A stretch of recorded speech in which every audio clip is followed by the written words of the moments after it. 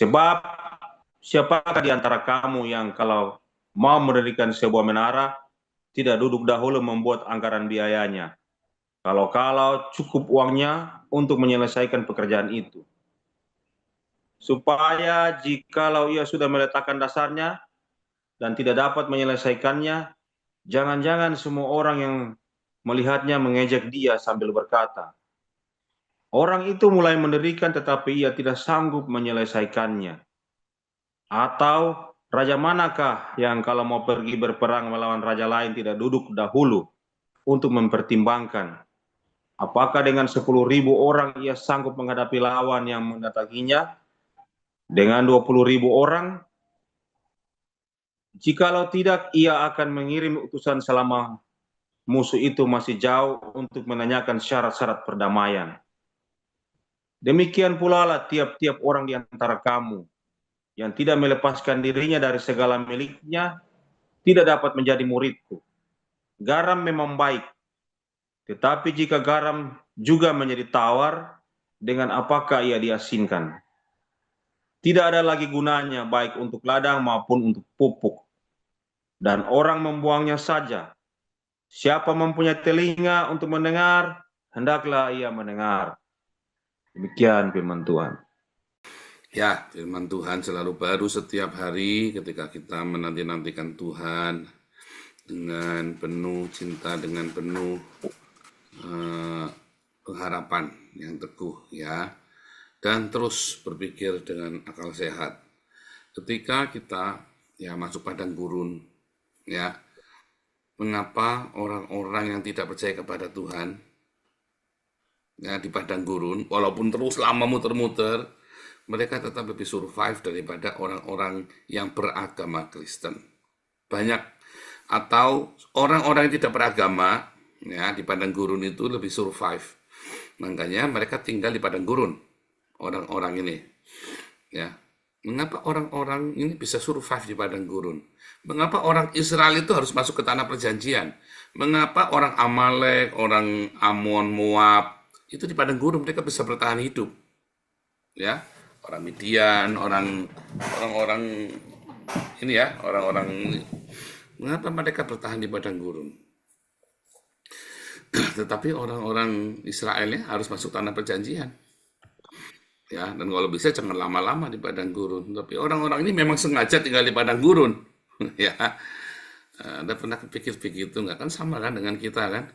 Mengapa ya kita harus masuk tanah perjanjian? Tapi sementara orang-orang fasik itu, orang-orang yang tak bertuhan itu nggak perlu masuk padang gurun, nggak perlu masuk tanah perjanjian. Mereka memang malah milihnya ke tanah di padang gurun. Ketika mereka masuk ke tanah perjanjian itu ya mereka nggak betah. Karena di tanah perjanjian hidup kamu harus benar. Di tanah perjanjian kalau kamu hidup nggak benar ya kamu akan kembali ke padang gurun lagi. Kamu akan dibuang, ya. Bahkan orang Kanaan kan dibunuh semua kan, dimusnahkan semua karena mereka hidupnya nggak benar. Mengapa kalau kamu lihat daerah-daerah yang gersang-gersang itu dihuni oleh orang Islam? Ya, atau dibalik, orang Islam itu tinggal di daerah yang kalau kamu lihat di peta itu daerahnya putih semua, artinya itu padang belantara tuh, padang gurun tuh. Ya, dari gurun Sahara, gurun Arabia, yang di Afrika, yang di Asia, bahkan yang di Asia pun mereka tinggalnya di gurun. Ya, orang-orang dari Afghanistan, Tajikistan, daerah perbatasan Cina, Mongolia ya. Itu semua padang gurun semua. Ada orang-orang Islam itu. Ya. Aneh ya. Nah, itu kenapa mereka di padang gurun secara hurufiah maupun secara rohani ya. Tapi kenapa Anda harus masuk ke tanah perjanjian yang penuh dengan susu dan madu, yang dimana Anda menabur dan menuai? Nah, di padang gurun kamu nggak urusan menabur dan menuai, saudara. Karena di padang gurun kerjanya kamu apa? Ngerampok. Di padang gurun itu kamu ngerampok, bukan nabur nuai. Kamu tidak akan bisa menabur dan menuai. Kamu nggak ada urusan dengan menabur dan menuai. Kamu harus merampok untuk mendapatkan nafkah hidupmu. Ya, di padang gurun itu kamu harus berjuang dengan nyawamu, dengan darahmu. Setiap hari kamu akan lihat pertumpahan darah. Di padang gurun itu kamu harus hidup dengan kekerasan. Itulah sebabnya agama Islam adalah agama yang penuh dengan kekerasan. Anda mau terima, mau enggak, itu kenyataannya. Karena itu memang agama dari padang gurun. Ya. Di tanah perjanjian, kamu tidak bisa hidup dengan kekerasan. Segala sesuatunya soft. Makanya Islam itu tidak cocok untuk Indonesia. Langsung rusak Indonesia itu. Ya, begitu Islam masuk, porak-poranda dari zaman Majapahit pun runtuh langsung Anda jatuh dari satu bangsa ke bangsa yang lain, ditaklukkan. Ya, karena Indonesia ini tanah yang penuh susu dan madu. Indonesia ini tanah yang subur, tidak cocok untuk orang Islam.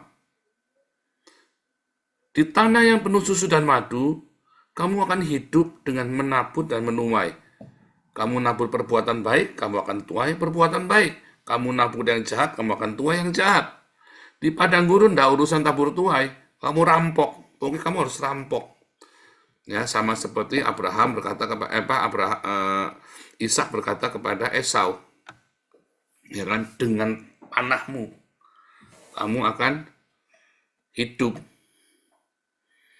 Ya, dengan kekerasan, kamu akan hidup dengan kekerasan. Mau tidak mau. Ya.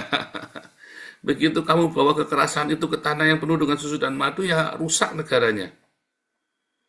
Sama, ya. Mengapa orang-orang di padang gurun itu, ya emang apa orang-orang fasik yang tidak mengenal kasihnya Tuhan Yesus itu, ya bisa survive di padang gurun? Karena orang Kristen yang katanya kenal kasih Tuhan Yesus, justru dia tidak punya iman. Yang pertama, saudara ya, kalau orang mau di padang gurun itu, dia kan nggak punya iman. Apakah kamu pikir orang Islam itu punya iman? Apa kamu pikir orang-orang sama? Tidak ada bedanya orang Islam dengan orang yang tidak beriman. Ya, nggak ada bedanya. Mereka semua bekerja, mereka semua bergerak, mereka semua berjuang dengan kekuatannya sendiri, dengan dikjayanya dia, kedikjayaannya. Mereka survive karena mereka tidak punya iman. Mana aneh kan, di padang gurun kan, dia survive karena tidak punya iman. Karena mereka tidak punya iman, maka mereka mengandalkan rasionalnya. Mereka harus berpikir, harus selalu mikir, bagaimana caranya mikir, bagaimana caranya survive. Ya kalau perlu apa? Kalau perlu ya saudara sendiri pun dibunuh, dimakan. Simple, ya. Homo homini lupus. Manusia apa? Seperti serigala. Ya kan? Makan sesamanya.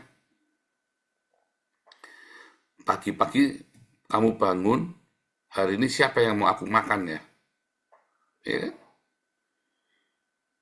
Loh, saya ini ngomong cerita kenyataan, saudara. Ya, orang-orang Islam ini, Muhammad itu, ya anaknya dia sama menantunya dia itu kan bunuh-bunuhan sendiri, anak menantunya Muhammad. Ya, dosen ini ngomong beneran ya, bukan saya ngomong serius. Ini saya bukan mengolok, beneran. Ini sejarah kisah nyata dan mereka tahu perang onta itu ya, Battle of Camel 2 kali ya. Itu anak mantu Muhammad bunuh-bunuhan sendiri. Siapa hari yang kumakan? Kalau perlu keluargaku sendiri, kukorbankan. Ya kan? Yang penting aku survive hari ini. Pergantian khilafah sahabat-sahabatnya Muhammad itu pertumpahan darah semua tuh. Tidak diakui mereka saling bunuh, tetapi mereka bergantinya dengan mati. Pertumpahan darah. Bukan karena diserahkan begitu. Ya. Tetapi di dalam hidup sehari-hari orang tak percaya juga begitu. Ya, keluarga saya yang dulu ya, sekarang keluarga saya semua sudah mengenal Tuhan Yesus. Waktu mereka tidak kenal Tuhan Yesus, mereka mami saya pernah mau diparang kok, mau dibacok begitu sama adiknya sendiri. Tapi setelah kenal Tuhan Yesus, penuh dengan beda banget. Tapi dulu berantem. Ya, bahkan anak-anak diajari di rumah sendiri sudah diajari berkompetisi satu sama lain. Tarung kelahi, bubak begitu saudara ya. Ya jadi survive harus begitu. Anda lihat ya orang-orang yang tidak percaya Tuhan Yesus itu. Di rumah pun kamu diajari saling sikut loh. Kita kamu jadi orang Islam yang kita kisah nyata sejarah. Kalau memang sejarah Muhammad itu ada ya, itu ada Battle of Camel ya. Tapi sama ya. Kalau kamu lihat keluarga-keluarga makan, keluarga saudaranya sendiri pun dimakan.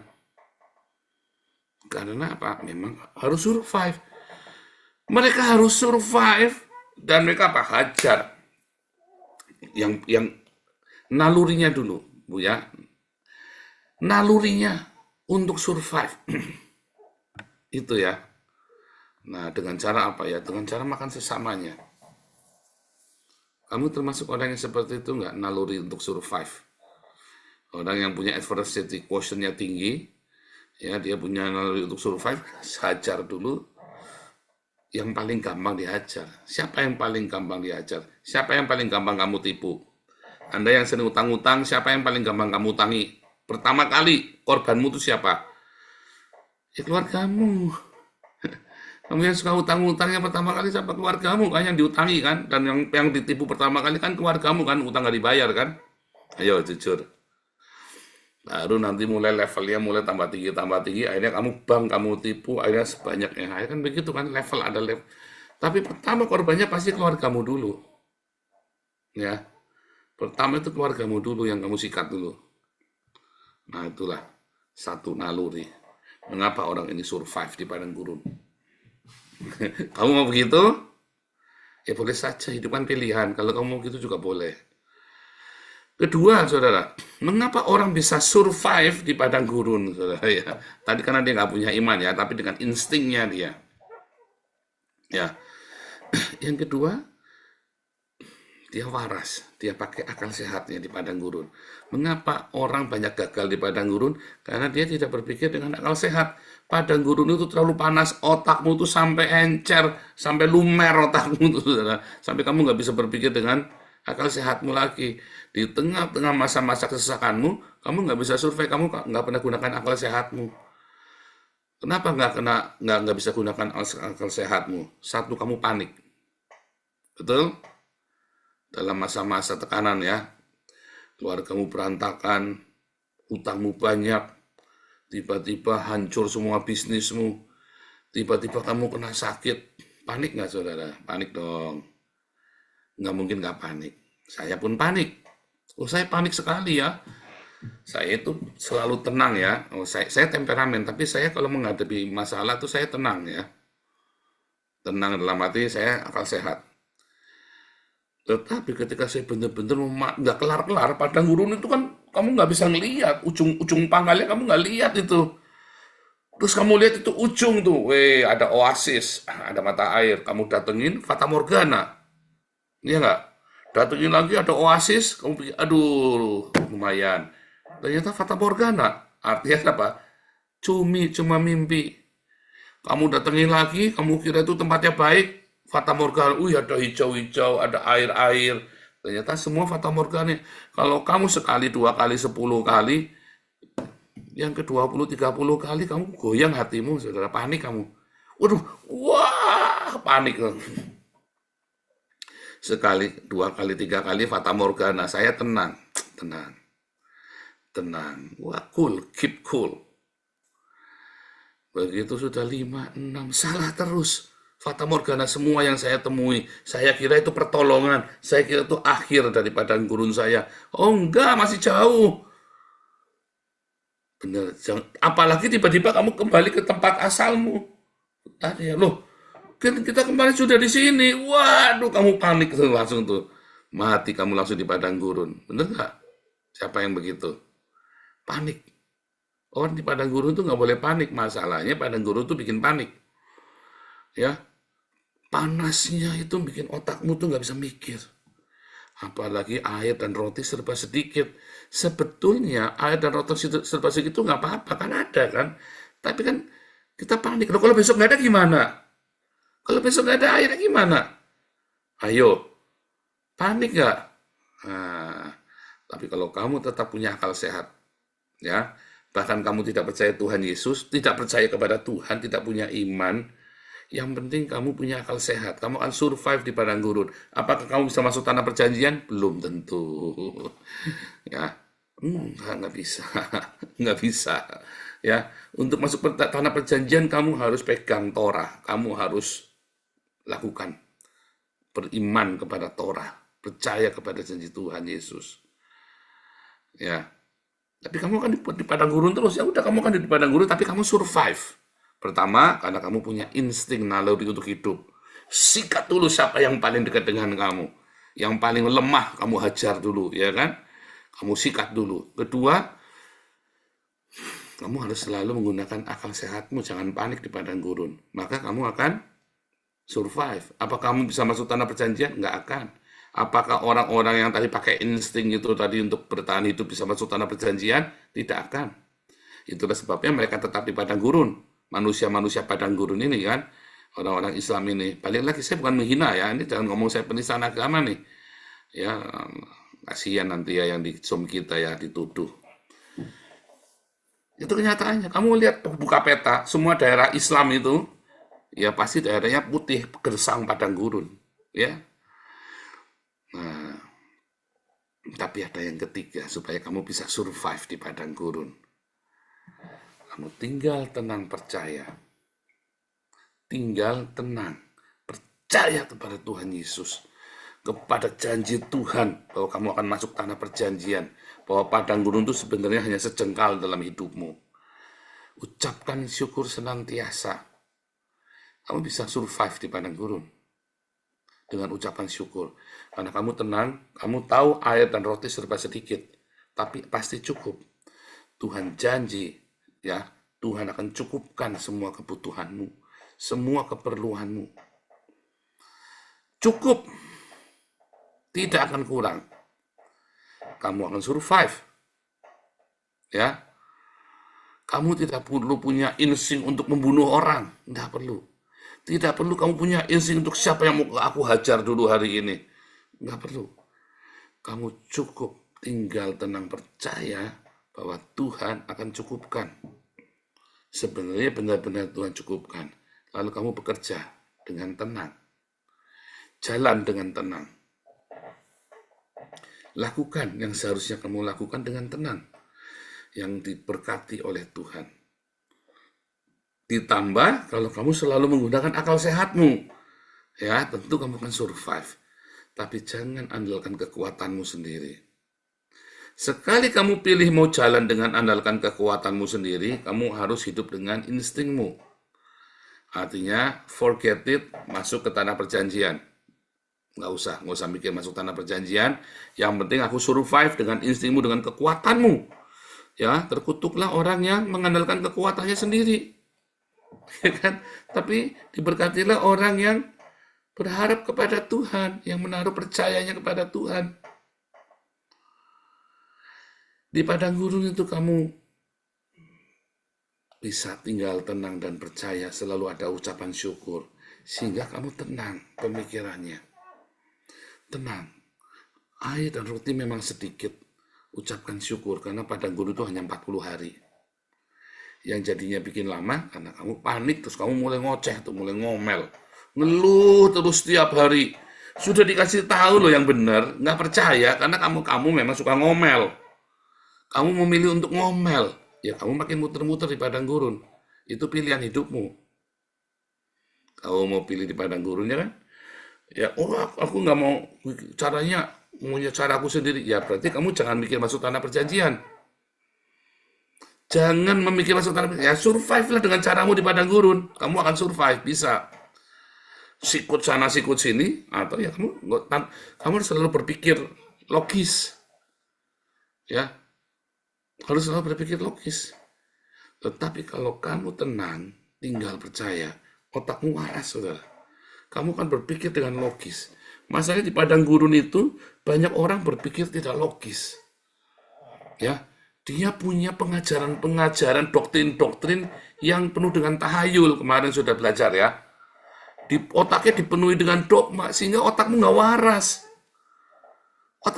Bahkan orang yang tidak percaya Tuhan, ateis saja lebih waras dari kamu dan dia akan survive. Lah kamu kepala dipenuhi dengan dogma, dengan doktrin, dengan tahayul-tahayul agama. Otakmu tidak waras, kamu tidak akan pernah masuk padang gurun. Mati di padang gurun, iya. Karena kamu nggak waras. Tapi kau mengandalkan Tuhan, bukan. Kamu percaya kepada doktrin, kamu percaya kepada dogma, bukan kepada Tuhan. Taunya dari mana? Ketika kamu percaya pada Tuhan, rohmu akan berbuah. Ya, ada pengampunan, ada kasih, ada kelemah lembut, ada sukacita. Kalau kamu percaya benar-benar kepada Tuhan, wah, aku ke gereja tiap hari bukti saya percaya, bukan. Kamu ke gereja tiap hari bukan bukti kamu percaya. Kamu berdoa tiap hari pun bukan bukti kamu percaya. Kamu ingin merasa bahwa kamu percaya, iya. Kamu melakukan semua ritual-ritual agamamu, tadi malam kita sudah belajar ya. Hati-hati, ternyata itu adalah penyesatan ya. Ritual itu tidak membawa kamu kepada Tuhan loh. Ritual itu membawa kamu kepada perasaan dekat dengan Tuhan. Itulah sebabnya zaman perjanjian baru semua ritual dihapus sama Tuhan Yesus. Dan itu membuat otakmu nggak sehat lagi. Yang penting aku pegang rosario, pegang kuat-kuat, aku beriman. Nggak jadi. Sampai matinya nggak jadi. Yang penting aku doa Bapa kami 100 kali. Oh, saya dulu sampai begitu loh ya. Aku doa Bapa kami 100 kali, 1000 kali. Saking baca kayak macam mantra jadinya saya tuh. Merasa, padahal saya benar-benar udah goyah iman. Saudara, semua itu hanya ilusi. Yang real adalah mengasihi, mengampuni, memberkati. Itu real. Kamu nggak usah dirasa-rasa kalau itu. Pokoknya ada orang yang bikin salah sama kamu memang marah, tapi kamu tetap ampuni. Mengasihi, kita tetap memberkati. Ya, dengan hikmat. Ya, hati-hati dengan semua tipuan muslihat iblis. Ada tertulis untuk membenarkan kebodohan dan hawa nafsumu. Ya, sudah kita bahas semua. Anda ikuti ini serial pengajaran ya. Kamu dengarkan yang saya ngomong ini, saudara ya. Kamu akan lolos dan hidupmu akan bahagia. Kamu akan survive dan kamu akan nyampe sampai ke tanah perjanjian. Nggak pakai lama. Ya, ingat-ingat ada 3 hal. Kamu pakai instingmu, senggol bacok. Ya, instingmu kan yang penting survive. 2, pakai akal sehatmu, logika. Ya, kamu tidak perlu percaya Tuhan. Hilang. Tetapi yang ketiga, kamu tetap tinggal tenang percaya dengan air dan roti sedikit bersama lakukan Torah cintanya Tuhan Yesus. Kamu bukan hanya survive, kamu bisa berpikir dengan akal sehat. Kamu tidak perlu kamu senggol bacok. Tetapi justru dalam tinggal dan tenang percaya, akal sehatmu akan berjalan. Singkirkan semua tahayul-tahayul. Kamu bisa tahu pilih mana yang tahayul, mana yang cuma doktrin-doktrin yang nggak berguna, doktrin dan dogma yang tidak berguna. Makanya dulu saya ngotot ya, saya masuk dalam perdebatan Tritunggal Oneness. Saya lagi kasih tahu nggak ada gunanya. Ya, tak kuliti semua, yang Tritunggal nggak bisa bantah saya, yang Oneness nggak bisa bantah saya. Bisanya miso-miso. Ya, buahnya mereka nggak ada, akhirnya berzina semua, korupsi semua donasinya. Kita tunjukkan nih loh, tak tunjukkan ke kalian. Ini loh buahnya orang yang ya saya lebih tahu tentang Tritunggal Oneness daripada kalian semua. Tapi saya berbuah lebih banyak dari kalian semua. Karena saya tidak urusan dengan Tritunggal Oneness, walaupun saya tahu dan saya bisa kerjain kalian. Tetapi saya tunjukkan buah. Ya, saya tunjukkan buahnya. Dan saya tinggal di tanah perjanjian. Kamu masih di padang gurun. Ya kan, saya tinggal di tanah perjanjian. Nah, itulah bedanya. Paham ya, saudara ya. Ada banyak sekali perdebatan teologi yang tidak perlu di antara kita.